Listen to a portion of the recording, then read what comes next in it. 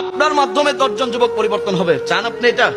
আপনি নিজে পরিবর্তন হবেন এবং আরো 10 জনকে পরিবর্তন করাতে পারবেন তো ইনশাআল্লাহ। দেখি ভিতরে একটা গেঞ্জি থাকলে এটা খুলে ফেলেন দেখি। এই তো জিহাদ, এটা হচ্ছে জিহাদ শয়তানের সাথে।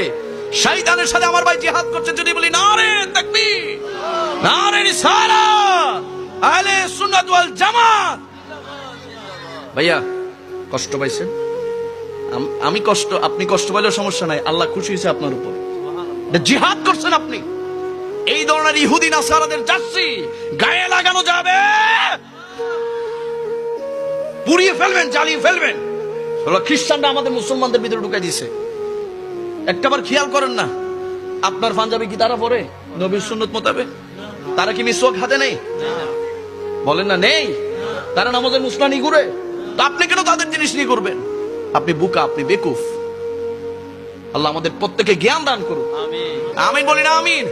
আল্লাহ এই যুবকের উসিলা এলাকার প্রত্যেকটা যুবককে হেদায়েত দান করুন। সকলে বলে আমিন। আমরা এত বেকুফ হয়ে গেলাম, এত অজ্ঞ হয়ে গেলাম, এত মূর্খ হয়ে গেলাম।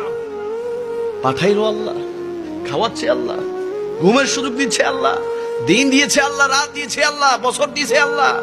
আল্লাহ বলে বান্দা সব দিলাম আমি, দিনের বেলা তোর কাজের প্রয়োজন আমি আল্লাহ সূর্যকে উদয় করে দিয়েছি যেন তুই কাজ করতে পারিস। রাতের বেলা তোর ঘুমের প্রয়োজন আমি আল্লাহ সূর্যকে অস্ত করে দিয়েছি চাঁদের মৃদু মৃদু মিষ্টি মিষ্টি আলো দিয়ে আরামের ঘুম যাওয়ার ব্যবস্থা করে দিয়েছি। কেন জানিস নি বান্দা?